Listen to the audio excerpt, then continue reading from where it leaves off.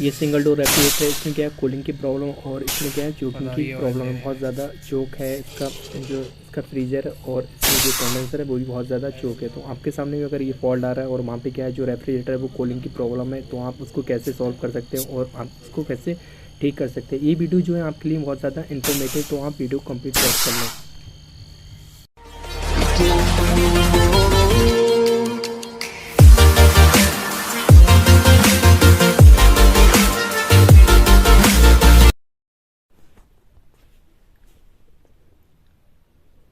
Hello friends, welcome back to my YouTube channel. Friends, ये आपके सामने वर्लपूल का सिंगल डोर रेफ्रिजरेटर है। इसमें क्या है कूलिंग की प्रॉब्लम आ रही है। तो आपके सामने अगर कूलिंग की प्रॉब्लम आ रही है तो आप उसको कैसे चेकआउट कर सकते हैं। और इसमें चोकिंग की भी प्रॉब्लम है, तो वहाँ पे आप जब चोक हो तो वहाँ पे क्या क्या चीज़ आपको चेकआउट करना चाहिए जिससे कि आप जो प्रॉब्लम है वो सॉल्व हो जाए।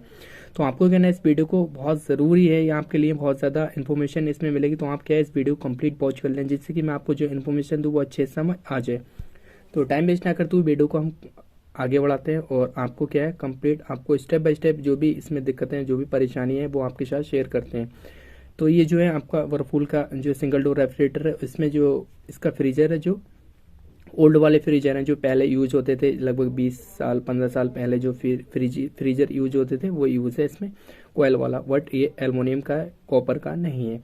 तो यहाँ पे क्या है इसका जो फ्रीजर है वो वहाँ पे क्या है कूलिंग एक साइड मतलब कर रहा है, एक साइड बिल्कुल नहीं हो रही है। तो वहाँ पे ये दिक्कत आ रही है, इसकी जो सुई है वो भी माइनस में जा रही है। और मैं आपको दिखाऊंगा। और कभी कभी ऐसा होता है कि सुई रुक जाती है रनिंग प्रेशर में। वो जो होना चाहिए कि रनिंग प्रेशर आपका होना चाहिए 12 से 15 PSI, बट इसके ऊपर ही रुक जाती है क्योंकि ये ब्लॉक बहुत ज़्यादा ब्लॉकेज एरिया है, इसी वजह से ये दिक्कत आ रही है। तो यहाँ पे जो कंप्रेसर है, कंप्रेसर में जो गैस है R134A रेफ्रिजरेंट है, ठीक है। यहाँ पे क्या है जो हमने रनिंग कंडीशन में इसमें आप देख रहे हैं इसका जो रनिंग प्रेशर होना चाहिए 12 से 15 PSI होना चाहिए और यहाँ पे है 30-35 PSI।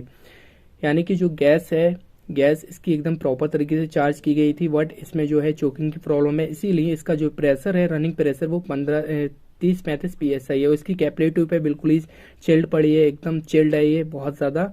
इसके अंदर मतलब ब्लॉकेज एरिया है, ऑयल है, इसी वजह से। और इसका जो ड्रायर है वो भी चिल्ड है, एकदम नमी आ गई इस पर।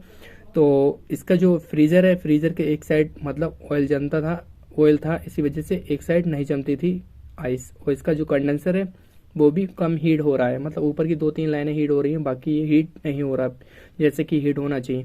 तो यहाँ पे क्या है जब आपका जो रेफ्रिजरेटर है वहाँ पे कूलिंग नहीं कर रहा है और आपकी जो रेफ्रिजरेंट है वो भी ठीक है, मतलब गैस चार्ज ठीक करिए, तो आप उसको कैसे चेकआउट कर सकते हैं। तो यहाँ से क्या है इसके पहले मैं सक्शन वाले पाइप को आपको कट करके दिखाता हूँ, उसके बाद आपको जो है फ्रिज को रनिंग कंडीशन में, उसके बाद आपको दिखाता हूँ कि यहाँ पे क्या दिक्कत है।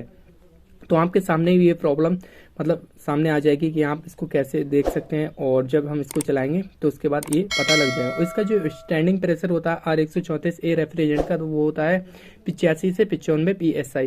ध्यान रखना है आपको, स्टैंडिंग जो प्रेशर होगा R134A रेफ्रिजरेंट का 85 से 95 PSI होगा। तो आप इस चीज़ को ध्यान रखें। बाकी यहाँ से करना है आपको इस मतलब पाइप को कट कर देना है। इसको हम कट करके उसके बाद मैं आपको दिखाता हूँ कि आप जब पाइप कट कर देंगे उसके बाद क्या करना है। यहाँ पर हमें जो कंप्रेसर है, कंप्रेसर को चला के मतलब फ्रीजर जो है कंप्लीट हम इसमें सिर्फ पाइप कट करेंगे, उसके बाद इसको चला के आपको दिखाएंगे। तो आप देख रहे हैं ऑयल बहुत ज़्यादा आया है इस समय, तो ऑयल इस तरीके से आ रहा है। अब मैं इसको रनिंग कंडीशन में आपको ऑन करके फिर आप दिखाता हूँ। इसे मैंने ऑन कर देना है यहाँ से, उसके बाद आप देख रहे हैं यहाँ से प्लस करना है, रोकना है इसके प्रेशर को रोकेंगे। उसके बाद देखेंगे आप बहुत ज़्यादा ऑयल आएगा इसमें और बहुत ज़्यादा ऑयल इकट्ठा हो गया, इसी वजह से वहाँ पे कूलिंग की दिक्कत आ रही है, कूलिंग नहीं कर पा रहा है इसका जो फ्रीज़र है। तो इसका कंडेंसर भी वो हीट नहीं हो रहा, वो भी मैं आपको दिखाऊंगा कि वहाँ पे भी तो ऐसा नहीं है कि ऑयल वगैरह चढ़ गया है। तो यहाँ पे क्या है बहुत ज़्यादा इसका जो मैंने प्रेशर रोके इसके बाद आपको दिखाना है, जब प्रेशर छोड़ना है आपको खुद ही नज़र आ जाएगा। तो आप देख रहे हैं इसका जो प्रेशर है मैं बहुत टाइट करके रोका हूँ और ये देख रहे हैं आप बहुत ज़्यादा इसका मतलब ऑयल निकल रहा है और ऑयल बुरी तरीके से है। उसके बाद ये आप क्या करने, अगर आपका जो ऑयल बहुत ज़्यादा निकल रहा है तो आप फ्लैश कर सकते हैं ऐसे इस तरीके से। अगर बहुत ज़्यादा ऑयल है तो उसका भी मैं आपको बताऊंगा सॉल्यूशन कि आप क्या करें। तो यहाँ पे क्या है ऑयल बहुत ज़्यादा निकल रहा है, आपके सामने ही है ये ऑयल जो है, मेरा हाथ में बहुत ज़्यादा ऑयल है इस समय। और मैं फ्लैश करके दिखाता हूँ एक, तो जिससे कि आपको क्लियर हो जाए कि वहाँ पे कितना है। आप देख रहे हैं भरपूर इसका ऑयल बाहर आउट हो रहा है। तो ये जो ऑयल है बहुत ज़्यादा बुरी तरीके से इसके फ्रीज़र के अंदर है, इसी वजह से एक साइड कूलिंग हो रही थी, एक साइड नहीं हो रही थी, बहुत ना के बराबर वहाँ पे कूलिंग हो रही थी। और इसका जो कंडेंसर है वो भी प्रॉपर तरीके से हीट नहीं हो रहा था, इसकी कैपिलरी ट्यूब है वो भी चिल्ड रह रही थी, और इसका जो ड्रायर है वो भी चिल्ड रह रहा था। तो इस कंडीशन में क्या होता है, जब ऑयल बहुत ज़्यादा निकलता है तो आप सबसे पहले तो ये देख लें कंप्रेसर का जो प्रेशर होता है 500 PSI होना चाहिए, क्योंकि ऐसा होता है अगर कंप्रेसर जो है कंटिन्यू चलेगा तो वहाँ पे ये दिक्कत आ सकती है, उसका प्रेशर डाउन हो सकता है।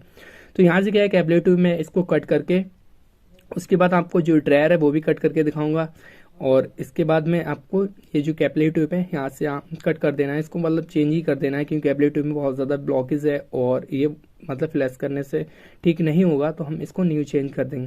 तो यहाँ पे क्या है, मैं इसको कट करके आपको दिखाता हूँ। इसका जो पाइप है हीटिंग कंडेंसर का, जहाँ पे हम ड्रायर को अटैच करते हैं, तो इसको क्या है कट करके उसके बाद मैं इसको जो आपका हीटिंग कंडेंसर है इसको मैं फ्लैश करके उसके बाद आपको दिखाता हूँ कि यहाँ पे क्या है, इसका जो हीटिंग कंडेंसर है वो तो ऐसा नहीं है कि ब्लॉकेज एरिया है, वहाँ पे ब्लॉक है इसी वजह से हीट नहीं हो रहा है। तो यहाँ पे ये चीज़ भी आपको क्लियर हो जाएगी। तो इसको क्या है कट करके उसके बाद मैं आपको दिखाता हूँ कि वहाँ पे जो कंप्रेसर चलाऊंगा उसके बाद यहाँ से जो भी एयर आएगी या फिर ऑयल आ गया तो आपके सामने आ जाएगा। कभी कभी ऐसा होता है कि यहाँ पे आपका जो कंडेंसर होता है वहाँ पे ब्लैक ब्लैक कार्बन सा आता है, तो मैं आपको इसको ऑन करके फिर आपको दिखाता हूँ कि आप इसको कैसे चेक कर सकते हैं और इसका जो ब्लॉकेज एरिया है कैसे इसको ओपन कर सकते हैं।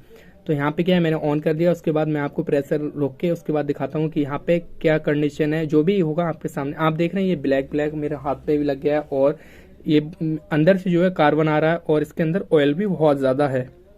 तो ये हाथ देख रहे हैं, बिल्कुल ही मेरा अंगूठा और उंगली ये ब्लैक हो गया है, इसके अंदर कार्बन बहुत ज़्यादा है, इसी वजह से ये कूलिंग नहीं कर पा रहा था ये रेफ्रिजरेटर। हालांकि इसकी कंडीशन देख के ऐसा लग रहा मतलब कंडेंसर बिल्कुल न्यू है, किसी ने न्यू चेंज किया है, मगर फिर भी यहाँ पे क्या है बहुत ज़्यादा कार्बन हो गया, देख रहे हैं आप ब्लैक ब्लैक निकल के आ रहा है और इसके अंदर ऑयल भी है, ऑयल भी सादा मतलब निकल के आ रहा है प्रेशर से रोकने से। तो इसका जो कंडेंसर है, कंडेंसर को आप इस तरीके से फ्लैश कर सकते हैं, वरना आप नाइट्रोजन ले नाइट्रोजन से भी फ्लैश कर सकते हैं, या फिर आप पेट्रोल का यूज़ कर सकते हैं, सीसीटी का यूज़ कर सकते हैं, कोई दिक्कत नहीं है। तो इसका जो कंडेंसर है फिलहाल न्यू है, इसको आप इस तरीके से फ्लैश करेंगे तो ठीक हो जाएगा। अभी मैं क्या है इसका जो फ्रीजर है, फ्रीजर आपको ओपन करके फिर दिखाता हूँ, और उसके बाद फ्रीजर में फ्लैश करके दिखाऊंगा कि फ्रीजर की क्या कंडीशन है, फ्रीजर कितना ब्लॉक है और वहाँ पे कितना ऑयल आ रहा है। तो अभी फिलहाल आप देख रहे हैं ये जो है बहुत ज़्यादा इसके अंदर ऑयल है और इसके अंदर जो ब्लैक ब्लैक है वो निकल रहा है। तो इसको मैं फ्रीजर को ओपन करके इसके दोनों नट दिखाता हूँ, उसके बाद इस फ्रीजर को बाहर ले लेना है, बिल्कुल बाहर निकाल के उसके बाद मैं इसको फ्लैश करके दिखाऊंगा केवल फ्रीजर को आप कैसे फ्लैश कर सकते हैं, और वहाँ पे बहुत ज़्यादा अगर ऑयल इकट्ठा है, ऑयल जमा है, तो आप उसको कैसे निकाल सकते हैं। तो इसका क्या है, फ्रीजर पहले आप ओपन कर लें, दो स्क्रू होते हैं इसके, आप दोनों स्क्रू ओपन कर लें। कभी कभी ऐसा होता है कि साइडों से भी दो लगे होते हैं डोर के पास, तो आप इसको ओपन करके उसके बाद ये पाइप है थोड़ा प्यार से ले लें। फिलहाल मैं पाइप तो चेंज कर दूंगा, पाइप जो है पाइप भी थोड़ा पंच है, इसीलिए इसको पाइप को भी चेंज कर देना है। तो ये इस तरीके से आप निकाल दें और फ्रीज़र बाहर ले लें। फ्रीज़र बाहर निकाल के उसके बाद मैं आपको दिखाता हूँ कि फ्रीज़र कैसे आप फ्लैश कर सकते हैं। तो फ्रीज़र के क्या है, इसको निकाल के उसके बाद जो भी आप थर्मास्टेट है, थर्मास्टेट का सेंसर होता है उसको भी निकाल दें। उसके बाद इसको निकाल के मैं बैक साइड आपको दिखाता हूँ कि इसका पाइप अगर टच हो रहा है तो आप इस तरीके से इसको अंदर कर सकते हैं। उसके बाद ये जो फ्रीज़र है, फ्रीज़र बाहर आ जाएगा, और कैपिलरी ट्यूब भी बाहर ले लें आराम से। इसको लेके फिर बाहर निकालना है, बाहर निकाल के फिर उसके बाद मैं आपको इसकी फ्लैशिंग दिखाऊंगा कि ये कैसे मतलब फ्लैश करें आप, और इसको कैसे नीट एंड क्लीन करें। तो यहाँ से क्या है, ये जो कैपिलरी ट्यूब है इसको मैं कट करके उसके बाद, और इसका जो पाइप है इसको भी कट कर दूंगा। उसके बाद यहाँ पे पिनवाल लगाऊंगा, वो भी मैं आपको दिखाऊंगा, और उसके बाद मैं फ्लैश करके दिखाऊंगा कि फ्लैश आप किस तरीके से कर सकते हैं। ये कैपिलरी ट्यूब बिल्कुल ब्लॉक है, इसी वजह से इसके अंदर बहुत ज़्यादा ऑयल है और इसी वजह से ये चिल्ड हो रही थी, बहुत ज़्यादा इसमें नमी इकट्ठा हो गई थी, नमी जमा हो गई थी। तो इसको क्या है, इसको कट करके मैं आपको दिखाता हूँ, और उसके बाद मैं आपको पिनवाल वगैरह पिनवाल लगा के उसके बाद फ्लैशिंग करके दिखाता हूँ कि इसके अंदर फ्लैश कैसे करें आप।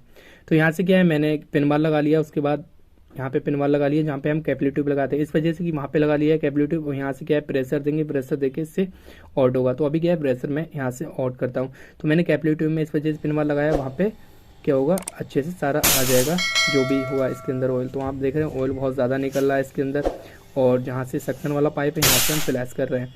तो इस तरीके से आप कर सकते हैं फ्लैश, और बाकी चार्जिंग लाइन आप डायरेक्ट लगा दें, कोई दिक्कत नहीं है।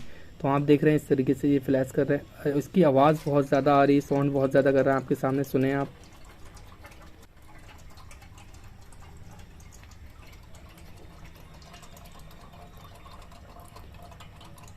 तो इस तरीके से ये आवाज़ कर रहा है, फ्रीज़र बहुत ज़्यादा आवाज़ कर रहा है, इसके अंदर बहुत ज़्यादा ऑयल जमा है। तो हम क्या करेंगे, इसको फ्रीज़र को न्यू चेंज कर देंगे और इसको फ्लैश नहीं करेंगे, क्योंकि फ्लैश हम तब कर देते हैं, इसके अंदर देख रहे हैं आप ये उल्टी कर रहा है बिल्कुल ही, बहुत ज़्यादा इसके अंदर ऑयल जमा है, बहुत ज़्यादा इकट्ठा जमा है, और हम कितना भी निकालेंगे फिर भी यहाँ पे थोड़ा बहुत रह जाएगा। या फिर हम नाइट्रोजन से निकालें तो उसमें भी खर्चा काफ़ी आ जाएगा। तो इससे ज़्यादा अच्छा बेटर है कि आप इस फ्रीज़र को चेंज कर दें और फिर इसके बाद ये दिक्कत दूर हो जाएगी। बहुत ज़्यादा ऑयल है इसके अंदर, तो हम क्या करेंगे, इसको चेंज करके उसके बाद न्यू आपको दिखाएंगे।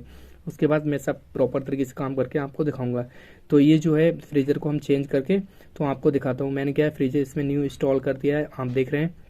इसको ओपन करके मैं दिखा रहा हूँ आपको। न्यू फ्रीज़र है, मैंने न्यू फ्रीज़र ले लिया क्योंकि वहाँ पे क्या है, वैसे ही बहुत खर्चा आ रहा था, तो मैंने सोचा फ्रीज़र चेंज कर देते हैं, ये दिक्कत ही दूर कर देते हैं, तो जो चोकिंग की प्रॉब्लम है वो सॉल्व हो जाएगी। तो फ्रीज़र मैंने चेंज कर दिया यहाँ से। उसके बाद मैं आपको दिखाऊंगा बैक साइड, इसका जो पाइपिंग वगैरह है मैंने कनेक्ट कर दिया है, जो भी पाइप है इसका पाइप कनेक्ट कर दिया, ड्रायर कनेक्ट कर दिया, कैपिलरी ट्यूब भी कनेक्ट कर दी, इस तरीके से सारा कुछ कनेक्ट कर दिया। उसके बाद मैं आपको ये दिखाऊंगा कि आप इसको चला के दिखाता हूँ कि आप इसको गैस चार्ज करके मैं कंप्लीट आपको काम करके दिखाता हूँ। तो मैंने क्या गैस चार्जिंग कर दी है यहाँ पे, और इसका जो हीटिंग कंडेंसर है प्रॉपर तरीके से हीट हो रहा है, कोई दिक्कत नहीं है।